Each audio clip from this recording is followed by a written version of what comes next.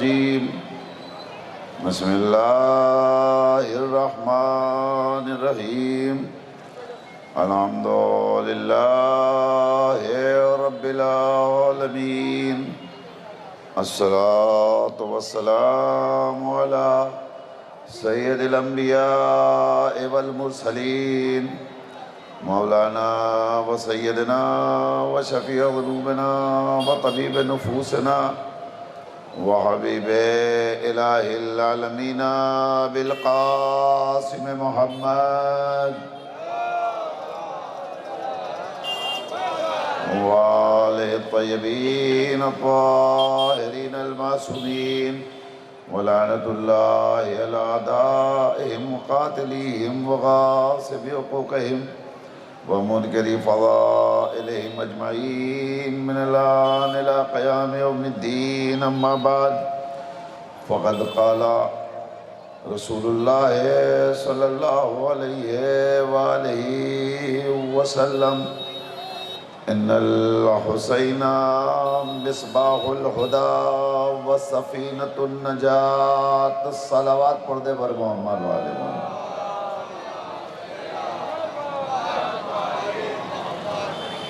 مجمع بہت بڑا ہے اور دور دور تک ہمارے سامنے عزاداران شہداء کربلا علیہم السلام اپنے 72 شہیدوں کو خراج عقیدت پیش کرنے کے لیے اکٹھا ہیں، اور وقت کم ہے اور تھوڑے سے وقت میں مجھے کچھ معروضات آپ کی سماعتوں کو ہدیہ کرنا ہے، مگر اس بات کو آپ پیش نظر رکھیں کہ جس جگہ یہ مجلس منعقد کی جا رہی ہے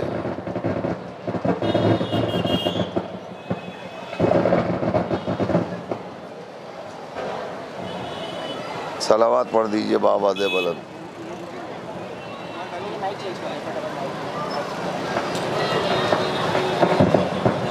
چلو پکڑو، بند کرو، بند کرو، یہ آئے گا کہ نہیں آئے گا؟ نہیں، بیٹری ختم ہو گئی تو دقت ہو جائے گی، جب تک چل رہا ہے دیکھتے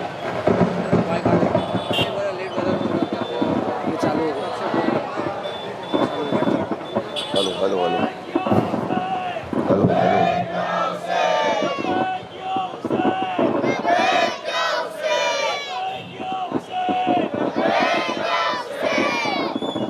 ہلو۔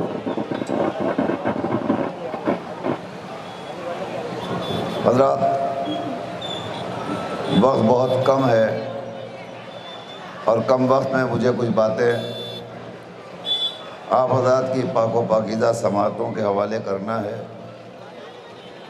اور ظاہر ہے کہ میرے سامنے جو مجمع ہے یہ مجمع بہت مختصر ہے، لیکن داہنی طرف جو مجمع بیٹھا ہوا ہے یہ بہت بڑا مجمع ہے، اور ظاہر ہے کہ یہ افراد جو اپنے اپنے گھروں کو چھوڑ کر اس شاہراہ پر آ کے بیٹھے ہیں وہ اسی خیال اور اسی محبت اور اسی عقیدت کے تحت آئے ہیں کہ ہمیں نواسۂ رسول کو خراج عقیدت پیش کرنا ہے۔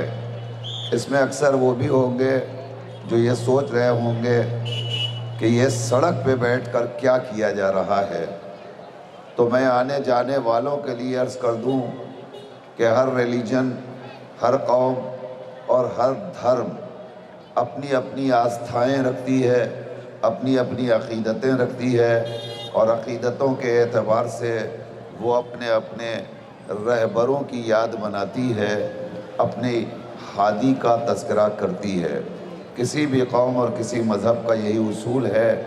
ظاہر ہے کہ یہ قوم جو اس وقت یہاں بیٹھی ہوئی ہے یہ کائنات کے اس رہبر اور اس ہادی کا تذکرہ کرنے کے لیے بیٹھی ہوئی ہے جس کا کسی ایک قوم پر احسان نہیں ہے، کسی ایک مذہب پر احسان نہیں ہے، کسی ایک قبیلے پر احسان نہیں ہے، کسی ایک مسلک پر احسان نہیں ہے، بلکہ حسین کا احسان پوری کائنات کے اوپر ہے۔ صرف انسان پر نہیں ہے بلکہ پورے سلسلہ انسانیت پر حسین کا احسان ہے. صرف آدمی پر احسان نہیں ہے بلکہ پورے سلسلہ آدمیت پر احسان ہے. کسی ایک بشر پر حسین کا احسان نہیں ہے بلکہ پورے سلسلہ بشریت پر احسان ہے. یاد رکھیے گا، یزید کربلا کے میدان میں کائنات کو مٹا دینے کی ٹھان چکا تھا. اس کے ذہن میں یہ تصور تھا کہ اب ہم کائنات کے بادشاہ ہیں، اب ہم جو چاہیں وہ کریں، جس کے ساتھ جیسا سلوک اور جیسا رویہ چاہے ہم وہ کر سکتے ہیں. آدمیت خطرے میں آ چکی تھی، شریعت خطرے میں آ چکی تھی، مذہب خطرے میں آ چکا تھا، اسلام کی آبرو خطرے میں آ چکی تھی. جہاں اس نے کھلم کھلا اعلان کر دیا تھا، نہ کوئی وحی آئی، نہ کوئی دین آیا، نہ کوئی شریعت آئی، نہ کوئی نبی آیا، یہ سب بنی ہاشم کا ڈھونگ ہے. جب اس نے کھلم کھلا دین، مذہب، شریعت، اسلام ہر چیز کا انکار کر دیا تو میرا مولا حسین فرزند رسول، فرزند زہرا اپنے سر پہ کفن باندھ کے مقتل میں آ گیا. اور اس نے آنے کے بعد بتایا، خدا کے دین تو گھبرانا نہیں، تجھے جس چیز کی ضرورت ہوگی ہم وہ سب تیرے حوالے کر دیں گے، مگر یہ ہو نہیں سکتا کہ حسین زندہ رہے شریعت محمدی مٹ جائے، حسین زندہ رہے اسلام کا نام مٹ جائے، حسین زندہ رہے کلمہ توحید تمام ہو جائے. ہو نہیں سکتا. تو اب حسین نے کہا ہم قربانی دے دیں گے، توحید کو بچا لیں گے، نبوت کو بچا لیں گے، رسالت کو بچا لیں گے، امامت کو بچا لیں گے، عدالت کو بچا لیں گے. حسین نے کل قربانی پیش کی تو آج دین بھی زندہ ہے، شریعت بھی زندہ ہے، مذہب بھی زندہ ہے، آدمیت بھی زندہ ہے، انسانیت بھی زندہ ہے. تو اب میرا آدمیت سے سوال ہے، انسانیت سے سوال ہے کہ جب کسی کے اوپر کوئی احسان کرتا ہے تو احسان کا بدلہ دیا جاتا ہے یا نہیں دیا جاتا ہے؟ اگر بدلہ دینا انسانیت کی علامت ہے تو حسین نے اتنی بڑی قربانی پیش کی ہے، کیا ہم اپنی زندگی کا تھوڑا سا وقت بھی حسین کے نام پہ صرف نہیں کر سکتے؟ حسین کے نام پہ تھوڑا سا لمحہ بھی گزار نہیں سکتے؟ یہ جو مجلسیں ہو رہی ہیں اور یہ جو عزائے حسین کا سلسلہ ہے، یہ صرف اسی احسان کا بدلہ ہے. مولا آپ نے کل کربلا کے میدان میں سن 61 ہجری میں عظیم ترین قربانی پیش کر کے اسلام کی آبرو بچائی تھی. ہم آج حسینیت کا نعرہ بلند کر کے دنیا کو بتانا چاہتے ہیں حسین نے ہمیں بچایا ہے. اب ہماری زندگی حسین کے نام پہ قربان ہو رہی ہے. ایک صلوات پڑھ دے بآواز بلند آواز.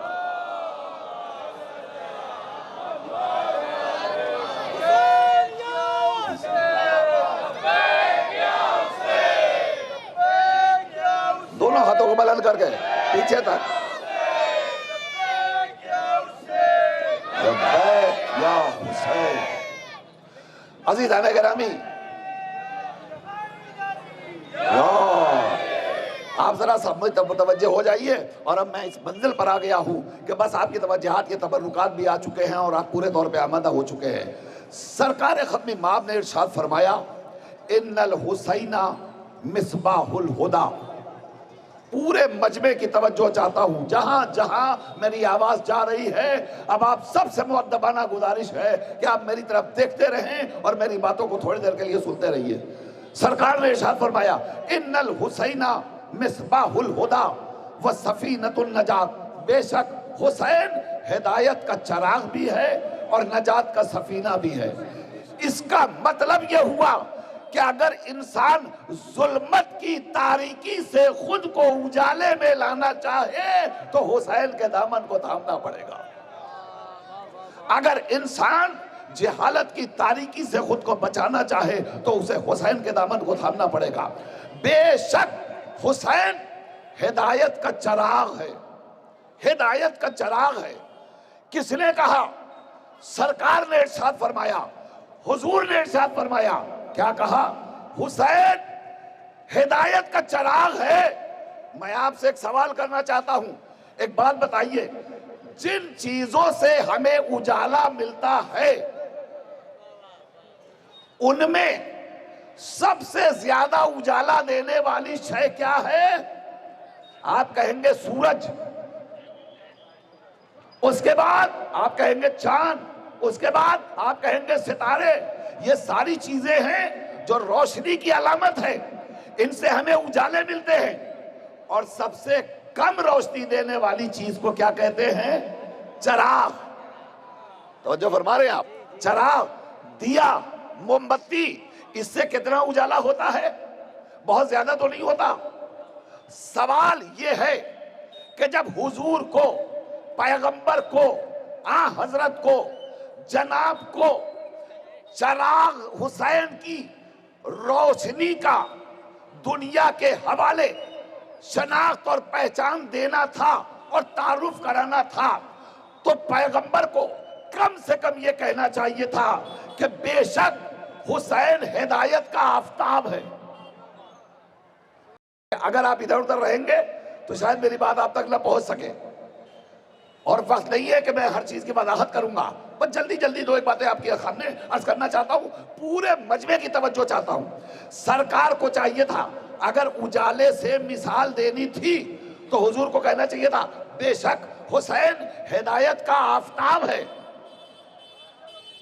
بے شک حسین ہدایت کا ماہتاب ہے، مگر حضور نے یہ نہیں کہا ان الحسین مصباح الہدا، قمر الہدا نہیں کہا، توجہ فرما رہے ہیں آپ، چاند ہدایت کا چاند نہیں کہا، آفتاب الہدا نہیں کہا، ہدایت کا سورج نہیں کہا، بلکہ کیا کہا؟ مصباح الہدا، ہدایت کا چراغ ہے۔ میں کہوں گا یا نبی اللہ، آپ نے آفتاب ہدایت کیوں نہیں کہا، ماہتاب ہدایت کیوں نہیں کہا، چراغ ہدایت کیوں کہا؟ تو عجب نہیں، میرا نبی آواز دے، پہلے پہچاننے کی کوشش کرو آفتاب اور ماہتاب کی حیثیت چراغ کے آگے کیا ہے، اسے سمجھو۔ ہم نے کہا فرمائیے، وضاحت کیجئے، کہنے لگے آفتاب اپنا وجود تو رکھتا ہے مگر اپنے وجود سے دوسرے آفتاب کو وجود نہیں دے سکتا۔ دیکھیے آپ اگر متوجہ ہوتے تو پورے مجمع کی آواز آتی یہاں تک، لیکن آپ متوجہ نہیں ہوئے۔ سورج، اگر سورج سے مثال دی جاتی تو سورج خود تو منور ہے، روشن ہے، روشنی کا مرکز ہے، مگر ایک سورج سے دوسرا سورج آج تک منور نہیں ہوا۔ چاند اجالے کا مرکز ہے مگر ایک چاند سے آج تک کوئی دوسرا چاند روشن نہیں ہوا۔ توجہ فرمایا آپ نے؟ اب سمجھ میں آئی کیوں کہا مصباح الہدا؟ اس کا مطلب یہ ہوا پیغمبر بتانا چاہتے تھے حسین کی ذات کو پہچانو، حسین کتنی عظیم ذات ہے۔ اگر سورج کہتا تو سورج خود تو روشنی کا مرکز ہوتا مگر دوسرے سورج کو روشن نہیں کر سکتا۔ چاند کہتا تو چاند روشنی کا مرکز تو ہے مگر دوسرے چاند کو منور نہیں کرتا۔ البتہ ایک چراغ ایسا اجالا رکھتا ہے کہ اس چراغ سے اس چراغ کو جلاؤ، اس چراغ سے اس چراغ کو جلاؤ، اس چراغ سے توجہ ہے نا؟ تو اب ایک چراغ سے ہزارہا چراغ روشن کیے جا سکتے ہیں۔ پیغمبر یہی بتانا چاہ رہے تھے حسین ہدایت کا چراغ ہے۔ یاد رکھو اگر دوسرے چراغوں کو اجالا چاہیے، روشنی چاہیے تو اسے پہلے چراغ کے پاس آنا پڑے گا۔ جیسے جیسے پہلے چراغ سے آپ وابستہ ہوتے چلے جائیں گے، خود میں روشنی پیدا کرتے چلے جائیں گے۔ حسین ہے ہدایت کا چراغ۔ اب یہ کائنات اگر اپنے آپ کو روشن کرنا چاہتی ہے، حسین سے قریب ہوتی چلی جائے۔ جو ہے لبیک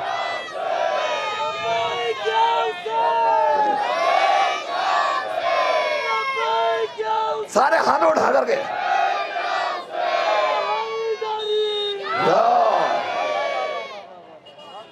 اور فرمایا آپ نے حسین کو سمجھو، حسین کو پہچانو۔ یاد رکھیے گا یہ مجلس ہے معرفت حسین کا بہترین ذریعہ، نہیں میں لفظیں بدل دوں، یہ مجلس ہے معرفت الوہیت کا بہترین ذریعہ۔ یہ خدا خدا کرنے والے آج تک صحیح معنوں میں خدا کی معرفت نہیں حاصل کر سکے، لیکن میں دعوے کے ساتھ کہہ رہا ہوں اگر واقعی عرفان الہی صحیح طور پہ حاصل کرنا ہے تو پہلے حسین کو پہچانو. اگر حسین سمجھ میں آ گیا تو خدا خود بخود سمجھ میں آ جائے گا. ہم ان مجلسوں کے ذریعے یہی میسج اور یہی پیغام دینا چاہتے ہیں. آئیے دیکھیے حسین کیا ہے؟ ہدایت کا چراغ. اور کیا ہے؟ سفینۃ النجات. نجات کا سفینہ. نجات کا سفینہ کون ہے؟ حسین. اب میں آپ کے سامنے ایک بات عرض کر رہا ہوں. تاریخ جناب نوح آپ کے پیش نظر ہے؟ جانتے ہیں نا جناب نوح کی تاریخ. نوح نے بد دعا کی، پروردگار اب ظلم بہت ہو گیا، اب مجھ سے امت کا ظلم سہا نہیں جاتا. کہا کیا کرے؟ کہا اب تو عذاب آ جانا چاہیے. اللہ بہت دیر تک سمجھاتا رہا، روکے رہا عذاب کو. اس کی رحمتوں کا تقاضا تھا. فوراً عذاب نہیں نازل ہوا، روکے رہا. مگر جب جناب نوح بار بار اصرار کرتے رہے پروردگار اب ضبط سے باہر ہے، اب صبر نہیں کر سکتے، اب برداشت نہیں کر سکتے، تو اللہ نے کہا کیا کہا؟ نوح ایک کشتی بناؤ. کشتی بناؤ. اور کشتی میں چند افراد تھے، پھیلا نہیں رہا ہوں میں، چند افراد تھے جو کشتی میں سوار ہوئے. طوفان نوح آیا، ساری کائنات ڈوب گئی. بچا کون؟ جو سفینہ نوح میں سوار ہوا. بیدار رہیے گا. بچے کتنے؟ تھوڑے سے. ڈوبے کتنے؟ بہت سے. اس کا مطلب یہ ہوا تاریخ نوح نے گواہی دی اکثریت ڈوب سکتی ہے، اقلیت بچ سکتی ہے. تو جو فرما رہے ہیں آپ یا اور آگے بڑھئے. وہ جتنے تھے اللہ نے کہا ان سب کو ہم ڈبا دیں گے. ہم نے کہا پروردگار اتنی بڑی کائنات تیری غرقاب ہو جائے گی. پروردگار آواز دے گا ہمیں کثرت نہیں چاہیے، ہمیں قلت چاہیے. ہمیں تھوڑے سے چاہیے مگر باوقار ہو. باوقار باوقار. اب جملے کا استقبال کیجئے. شاید پروردگار آواز دے گا یاد رکھو اگر بے دینی پہاڑ کے برابر بھی ہو تو ڈبا دینے کے قابل ہے، اور دیندار اگر ایک کشتی کے اندر سوار ہو جائے تو بچا لینے کے قابل ہے. یہ سفینہ کون سا ہے؟ سفینۃ النجات. نجات کا سفینہ. تو یہ ہے نجات کا سفینہ. اس کا مطلب یہ ہوا ہمیشہ سفینہ نجات سے وابستہ تھوڑے سے لوگ ہوتے ہیں، سب نہیں ہوتے. تھوڑے سے افراد ہوتے ہیں، مگر یہ جو تھوڑے سے ہوتے ہیں یہ وہ ہوتے ہیں جن پر خدا کو افتخار ہوتا ہے، نبوت کو ناز ہوتا ہے. ان کی عظمت اور منزلت کو پہچانیے. عزیزان گرامی حسین کی معرفت ضروری ہے، حسین کی شناخت ضروری ہے، حسین کا عرفان ضروری ہے. اس لیے پیغمبر نے خود مسلسل اور مختلف مقامات پر حسین کا تعارف کرانا چاہا. تو یہ نہیں کہا حسین کو جانو، بلکہ نبی نے کہا حسین کو پہچانو. جاننا اور ہے، پہچاننا اور ہے. معرفت حسین شرط ہے. حسین کون ہے؟ حسین کیا ہے؟ حسین پروردگار کے صفات کا پیکر، مظہر صفات الہیہ.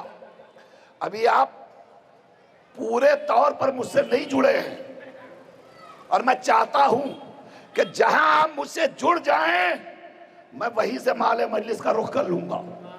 مگر مجلس کا ہدف اور مقصد سال بھر میں بڑی محنتوں کے ساتھ اس جلوس کا اہتمام کیا جاتا ہے. اور آپ سب اللہ سب کو سلامت رکھے کہ آپ بھی بڑی دور دراز سے اس گرم موسم میں، اس سخت موسم میں، اس خراب موسم میں آپ آئے ہیں اس جلوس میں کا حصہ بننے کے لیے. اللہ آپ سب کی حاجتوں کو پوری کرے. مگر سنیے حسین کون ہے؟ حسین کو پہچاننا ضروری ہے. پروردگار نے کہا ہم اپنی صفات کا مظہر بنا کر دنیا میں کچھ شخصیتوں کو بھیجنا چاہتے ہیں۔ پروردگار کیوں بھیج رہا ہے؟ کہ اس لیے بھیج رہے ہیں معرفت ہماری ضروری ہے، مگر دنیا انہیں دیکھے گی تبھی ہمیں پہچانے گی، انہیں دیکھے گی تو ہمیں پہچانے گی۔ یہی وجہ تھی اس نے اپنے کمالات کا مظہر بنایا۔ وہ محمود تھا، اس نے محمد کو پیدا کیا۔ وہ اعلیٰ تھا، اس نے علی کو بھیجا۔ وہ فاطر السماوات تھا، اس نے فاطمہ کی تخلیق کی۔ وہ محسن تھا، اس نے حسن کو پیدا کیا۔ وہ قدیم الاحسان تھا، اس نے حسین کو اپنے صفات کا مظہر بنایا۔ اب یہ صفت پروردگار کی قدیم الاحسان، یعنی ہمیشہ سے احسان کرنے والا اور ہمیشہ احسان کرتا رہے گا، اس صفت کو آپ پہچانیے۔ پروردگار کی صفت کیا ہے؟ ازل سے احسان کرنے والا، ابد تک احسان کرتا رہے گا، یعنی وہ جب سے ہے تب سے اس کے احسان کا سلسلہ ہے۔ تو اب جب وہ کسی کو اپنے اس صفت کا مظہر بنا رہا ہے تو اس کے اندر بھی کم سے کم یہ صفت ہونی چاہیے۔ وہ قدیم الاحسان تھا تو اس صفت کا مظہر بنا کر اس نے حسین کو بھیجا، تو اب حسین پہ لازم تھا وہ جب آئے تو احسان سے زندگی کی شروعات کرے۔ ارے یہ حسینی مجمع کہاں ہے؟ میری بات آپ تک نہیں پہنچی۔ اب ضروری تھا، اللہ جب سے ہے تب سے اس کے احسان کا سلسلہ ہے، جب تک رہے گا تب تک احسان چلتا رہے گا۔ اب اس کے صفات کا مظہر بن کر حسین آئے تو ضروری تھا نا آتے ہی احسان کرتے، جب تک رہے احسان کرے، جب جائے تو احسان کرے۔ حسین نے اپنے کمالات کا مظاہرہ کیا، آتے ہی فطرس کو نجات دے دی، آگے بڑھے، راہب کو صاحب اولاد بنایا۔ جب جانے لگے تو حور کوئی نجات کا سامان، حور کی خطاؤں کو معاف کر کے گئے۔ تو حسین نے اللہ کے اس صفت کا مظاہرہ اپنے کردار کے ذریعے دنیا میں پیش کیا۔ پہچانیے حسین کو۔ حسین کون ہے؟ حسین کیا ہے؟ بس میری آخری بات، عزیزو،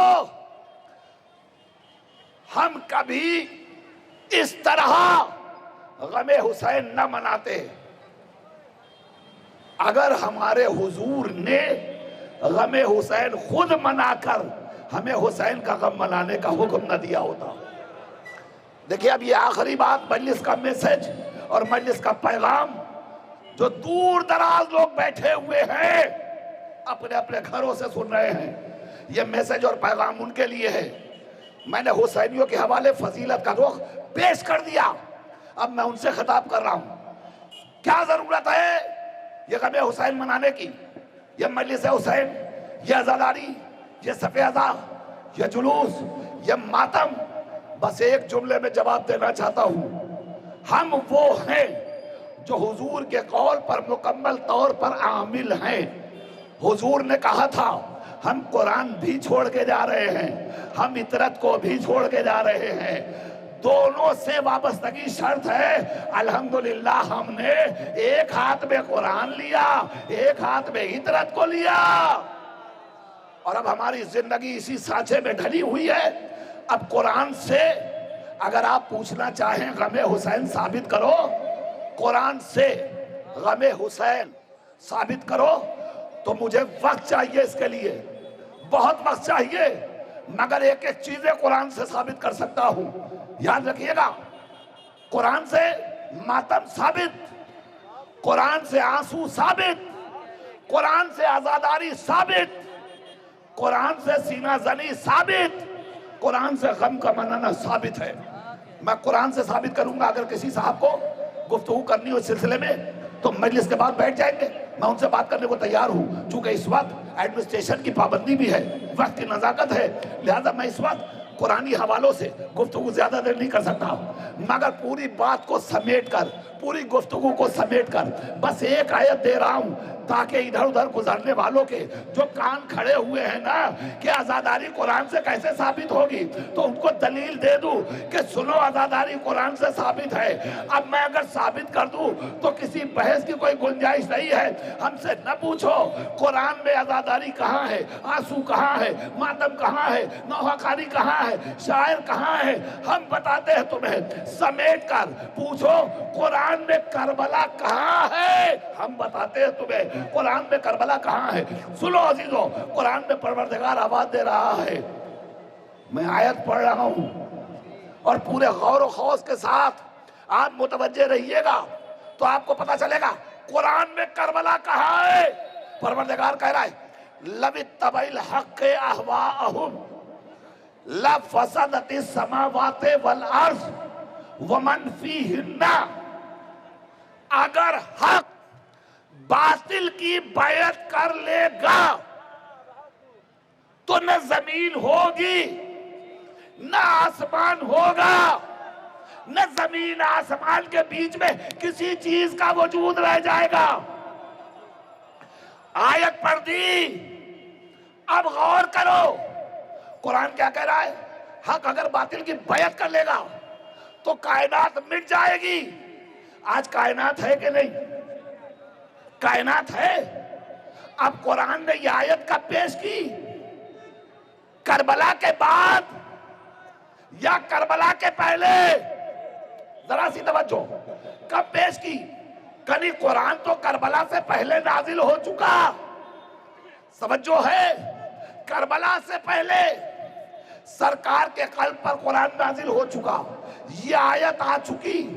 तो अब जब आयत आ चुकी तो आयत ने क्या कहा? हक अगर बातिल की बैत करेगा तो कायनात मिट जाएगी। इसका मतलब क्या हुआ? कोई जमाना ऐसा आएगा जब कोई तालिबे बैत होगा जो साहिबे हक से मुतालिबे बैत करेगा। अब अगर वो बैत कर लेगा तो कायनात मिट जाएगी, नहीं करेगा तो कायनात बची रह जाएगी। अब मुझे बताओ वो जमाना कब आया जब मुतालिबे बैत हुआ? सारी तारीख ने पढ़ के कहा करबला में यजीद ने हुसैन से मुतालिबे बैत किया, हुसैन ने मुतालिबा ठुकरा के पूरी कायनात को जिंदगी अता कर दी। अरे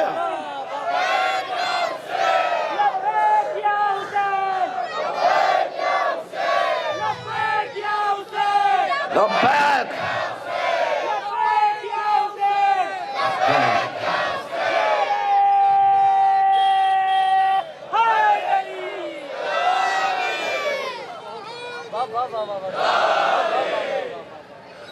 और फरमाया आपने, ये तो मैंने अभी समेट कर एक आयत में पूरी करबला साबित कर दी। यही तो करबला है। यजीद चाहता था हुसैन बैत कर लो, हुसैन ने कहा हम बैत नहीं करेंगे। कुरान ने कहा हक अगर बातिल की बैत कर लेगा तो कायनात मिट जाएगी। हुसैन ने तालिबे बैत की बैत को ठुकरा कर पूरी कायनात को जिंदगी अता कर दिया। अब जिस कायनात को हुसैन ने यजीद की बैत ठुकरा कर हयात अता की है, उस कायनात पर वाजिब है जब तक सांस में सांस रहे हुसैन के एहसान का बदला चुकाती रहे। आखिरी बात, कुरान कह रहा है हक अगर बातिल की बैत करेगा तो कायनात मिट जाएगी। जमीन आसमान, जमीन और आसमान के माबैन जो कुछ है सब मिट जाएगा, कुरान कह रहा है। हुसैन ने बैत की? नहीं की। नहीं करने का मतलब यह हुआ कि हुसैन ने बैत न करके जमीन को भी जिंदगी दी, आसमान को भी जिंदगी दी, जमीन और आसमान के माबैन जो कुछ है हर चीज को जिंदगी दी, हर शय को जिंदगी दी। अब आज जो कुछ भी है वो सब रहीने मिन्नते फरजंदे ज़हरा है, इसलिए कि हुसैन का हर शय पर एहसान है। तो करबला के पहले, तवज्जो, करबला के पहले हर शय का वजूद था मोहम्मद से। लौला कलमा खलक़तुल अफ़लाक पैगंबर تم نہ ہوتے تو کچھ نہ ہوتا۔ کربلا کے پہلے ہر چیز کا وجود ہے محمد سے، کربلا کے بعد ہر چیز کا وجود ہے حسین سے، ہر شے کا وجود ہے حسین سے۔ اب کربلا کے بعد ہمیں کہنا پڑے گا انا من الحسین، زمین کہے گی انا من الحسین، آسمان کہے گا انا من الحسین، ستارے کہیں گے انا من الحسین، سورج کہے گا انا من الحسین، چاند کہے گا انا من الحسین، دریا کہیں گے انا من الحسین، سبزے کہیں گے انا من الحسین، انبیاء کہیں گے انا من الحسین، اوصیاء کہیں گے انا من الحسین، صلحاء کہیں گے انا من الحسین، شہداء کہیں گے انا من الحسین، توحید کہے گی انا من الحسین، رسالت کہے گی انا من الحسین، امامت کہے گی انا من الحسین، کائنات کا ذرہ ذرہ کہے گا انا من الحسین، انا من الحسین، انا من الحسین۔ تو جب سب کہہ رہے ہیں ہم حسین سے ہیں تو حسین قتل کر دیا گیا، تو اب کائنات پر واجب ہے غم حسین میں آنسو آئے، پتھر پہ واجب ہے کہ وہ روئے، آسمانوں پہ واجب ہے کہ وہ روئے، زمین پہ واجب ہے کہ وہ روئے۔ اب سمجھ میں آئی بات، جب فرزند زہرا ذبح کر دیا گیا تو اب تاریخ نے بتایا عصر عاشور آسمان سے خون کی بارش ہو رہی تھی، زمین اپنی جگہ گریا کنا تھی، جس پتھر کو اٹھایا جاتا تھا وہ پتھر خون تازہ اگل رہا تھا۔ اس کا مطلب یہ ہوا کہ یہ کائنات کے ذرے ذرے سے خون نہیں اگل رہا ہے، بلکہ کائنات کا ذرہ ذرہ غم حسین میں گریا نظر آ رہا ہے، اور آواز دے رہے آقا حسین آپ نہ ہوتے تو ہماری زندگی نہ ہوتی، ہمارا وجود نہ ہوتا۔ سوچنے کی بات ہے جب غم حسین میں پتھر بھی آنسو بہا رہے ہو تو جس کے دل میں انسانیت کا کلیجہ ہے بھلا وہ کیسے نہ روئے، وہ کیسے نہ گریا کرے، وہ کیسے نہ ماتم کرے۔ اب بھی پوچھتے ہو یہ قوم روتی کیوں ہے؟ یہ قوم اس لیے روتی ہے، اگر کل کربلا میں حسین کے غم میں سید سجاد کو رونے کا موقع مل گیا ہوتا تو ہماری قوم کے آنسو تھم جاتے، کم ہو جاتے، مگر ارباب عذاب سید سجاد کو رونے کا موقع نہ ملا۔ سوچنے کی بات ہے نا عزادارو، جو جہاں بیٹھا ہوا ہے تمہیں غم حسین کا واسطہ، خدائے حسین کا واسطہ، زہرا کے لال حسین کا واسطہ، شہزادی کے غربت کا واسطہ، پیغمبر کی محبت کا واسطہ، اگر واقعی تم حقیقی کلمہ گو ہو اور نبی سے سچی محبت ہے تو اپنے اپنے سینے پہ ہاتھ رکھو اور ہاتھ رکھ کے سوچو ایک حسین اور دل پہ 72 داغ اٹھانے کے بعد بھی کتنا صابر تھا، کتنا صابر تھا حسین کہ پھر جب کوئی نہ بچا تو حسین خود مقتل میں آیا۔ رونے والوں میں ایک جملہ کہنا چاہتا ہوں، مصائب کے لیے یہ فقرے کبھی کبھی ایک فقرہ مکمل مصائب ہو جاتا ہے، کلیجہ پھٹ جاتا ہے، آپ کی آواز چیخ کے نکلے گی اور مجلس کا حق ادا ہوگا۔ راوی کہتا ہے جب کوئی نہ بچا، حسین حلمن کی صدا دے چکے، خیمہ حسین میں 6 مہینے کا علی اصغر بھی اب نہ بچا، حسین یکو تنہا رہ گئے۔ حسین خیمے میں آئے، اہل حرم کو اکٹھا کیا، سب کو سلام کیا، زینب تم پر سلام، لیلہ تم پر سلام، رباب تم پر سلام، رقیہ تم پر سلام، اماں فضہ تم پر سلام۔ حسین نے ایک کو سلام کیا اور سب کو خدا حافظ کر کے اب جب حسین خیمے سے نکلنا چاہتے ہیں تو اب راوی کہتا ہے کہ حسین نے جیسے ہی چاہا پردہ ہٹا کر خیمے سے باہر نکلے، محسوس کیا کسی نے حسین کی آبا کے دامن کو تھام لیا، حسین کے قدم ٹھہر گئے۔ اب یہ کون ہو سکتا ہے؟ بچوں احساس کے ساتھ آواز گریہ بلند کرنا، مصائب کا حق ادا کرنا ہے۔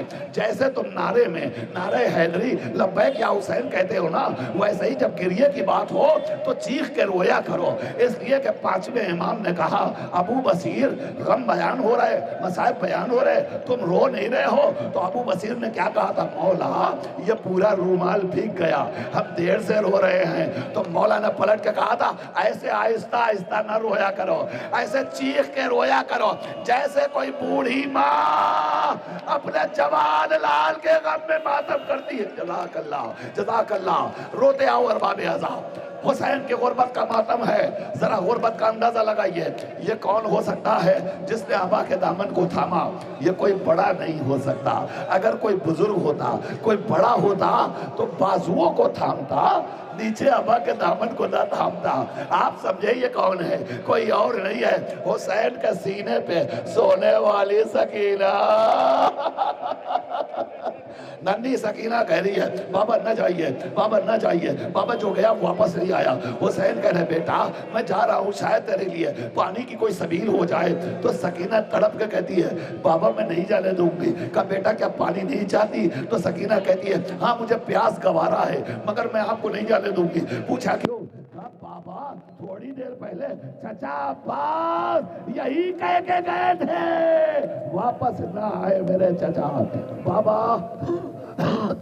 बाबा मैं नहीं जाने दूंगी, मैं नहीं जाने दूंगी। बाबा सुनो मेरी माँ और मेरी बहनों, खुदा सबको सलामत रखे। हम नाला सोपारा के एडमिनिस्ट्रेशन के भी तहे दिल से शुक्रगुजार हैं। इस चलती फिरती शाहराह के ऊपर हमें इतने बड़े इज्तिमा के साथ हमें हुसैन मनाने का मौका दिया। अल्लाह सबको अच्छा रखे, सबकी हाजतें पूरी करे। बीबी सकीना के वास्ते से जो साहिब औलाद नहीं है उन्हें औलाद मिल जाए। आखिरी जुमला अब हुसैन ने कहा बेटा बेटा खुदा हाफिजी करो, बेटा बाबा को रुखसत करो, बेटा बाबा को खुदा हाफिज करो। बेटा तुम्हारे बाबा के सर की इस्लाम को जरूरत है, बेटा जाने दो। बेटा क्या तुम्हें बाबा प्यारा है, इस्लाम प्यारा नहीं है? अल्लाह अकबर, अल्लाह अकबर। अब आप समझे हुसैन ने कितनी बड़ी कुर्बानी पेश की है। बेटा तुम्हें अपना बाबा ज्यादा प्यारा है, तुम्हें नाना का दीन प्यारा नहीं है। यह सुनते ही सकीना ने फौरन आका को छोड़ दिया, अपने बाबा को छोड़ दिया, छोड़ दिया। सर पे हाथ मार के भी आप रोएंगे। जुमले का इस्तकबाल कीजिए। नन्ही सकीना ने बाबा की अबा के दामन को छोड़ा, मगर छोड़ने के बाद एक जुमला कहती है बाबा जा रहे हैं, अब मैं आपसे कुछ नहीं कहूंगी, बाबा जाइए, बाबा जाइए, मगर एक काम कर दीजिए।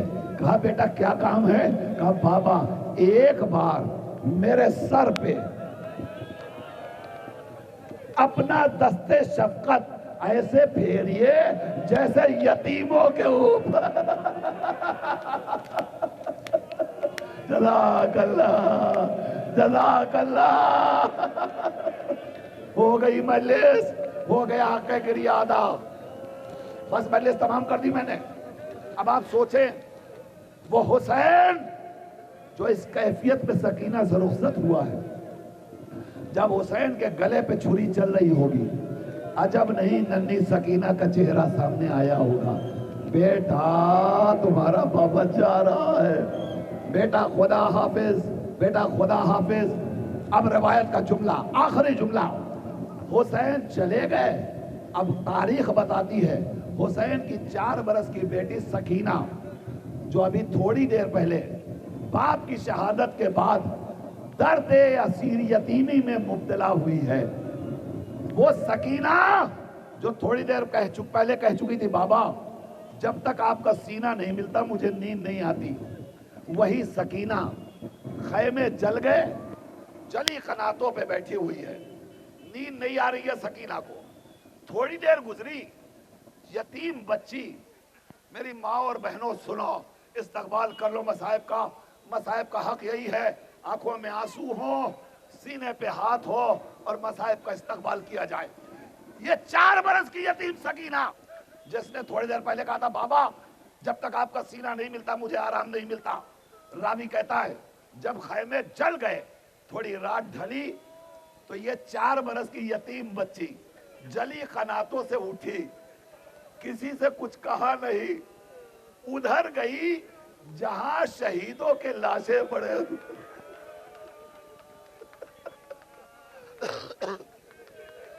जहां मख्तल में लाशें पड़े हुए थे, ये बच्ची उधर गई और कभी इधर देखती है एक लाश, कभी उधर देखती है दूसरी लाश। मुझे नहीं पता, जाहिर है अगर लाशों पे सर होते तो सकीना हर लाशे से लिपट जाती। अरे ये मेरा भैया अली अकबर का लाशा है, अरे ये मेरा भैया कासिम का लाशा है, अरे ये मेरा भैया और मोहम्मद का लाशा है। सकीना लाशों से लिपट जाती, मगर सकीना कैसे लाशों को पहचानती? सकीना लाशों को पहचान नहीं रही है, लाशों के दरमियान से गुजर रही है, बस फरियाद कर रही है बाबा कहाँ हो, बाबा कहाँ हो। जज़ाकल्लाह, जज़ाकल्लाह, जज़ाकल्लाह। बस 2 मिनट, मसाइब मुकम्मल, मजलिस तमाम। रोते आनार बाबियादा, सकीना फरियाद करिए बाबा कहाँ हो, बाबा कहाँ हो, बाबा कहाँ हो, और मख्तल में भटकती जा रही है। अब सकीना आगे बढ़ रही है, आवाज दे रही है बाबा कहाँ हो। रावी कहता है کہ سکینہ ایک نشیب کی طرف گئی، ایک نشیب کی طرف گئی۔ جب نشیب کی طرف گئی تو سکینہ نے محسوس کیا کوئی آواز دے رہا ہے۔ اب جو بچی نے کان لگایا تو نشیب سے آواز آ رہی تھی، الیہ الیہ یا بنیا، الیہ الیہ یا بنیا، آجا میری بیٹی۔ سکینہ آواز کے سہارے جب نشیب میں پہنچی ہے تو سکینہ نے کیا دیکھا؟ ایک لاش ہے جس پہ سر نہیں ہے، بے سر لاش، ہاں، مگر اپنے دونوں ہاتھوں کو پھیلا کے کہہ رہا ہے، آجا میری بیٹی میرے سینے سے لگ جا، آجا میری بیٹی میرے سینے سے لگ جا۔ میری ماں اور بہنوں، اگر مصائب کا یہ فقرہ آپ کے دل میں اتر گیا تو آپ جب جب سوچیں گی آپ کے آنسو نہیں تھمیں گے۔ توجہ کے ساتھ آخری 1 منٹ مجلس مکمل کر دی، ہاتھ پھیلا ہوا ہے، آواز آ رہی ہے، آجا میری بیٹی میرے سینے سے لگ جا، آجا میری بیٹی میرے سینے سے لگ جا۔ اب سکینہ اس لاش کے قریب تو پہنچ گئی اور ہاتھ پھیلا ہوا ہے، آواز آ رہی ہے، بیٹی آجا میرے سینے سے لگ جا، مگر سکینہ کھڑی ہے۔ سکینہ سینے سے لگ جا، عجب نہیں سکینہ سوچ رہی ہوگی، ارے سینہ خالی ہو تب نہ لپٹے۔ ارے سکینہ سوچ رہی ہوگی بابا کے پورے سینے پر تیر پیوست ہے، میں کیسے سینے پر لیٹوں گی، میں کیسے آرام کروں گی۔ اب روایت کہتی ہے کہ بچی کو کچھ سمجھ میں نہ آیا، ہائے رے غربت سکینہ۔ ایک مرتبہ یتیم سکینہ اپنے بابا کی لاش کے پاس بیٹھی اور اپنے ننھے ننھے ہاتھوں سے اپنے باپ کی لاش سے ایک ایک تیر کو جدا کرتی رہی۔ سکینہ جب تیر نکال چکی تب اپنے بابا کے سینے پر لیٹ کر کہتی ہے، اے بابا آپ کے بعد تماچے کھائے، اے بابا۔ سکینہ کو چین نہیں آتا، اے بابا۔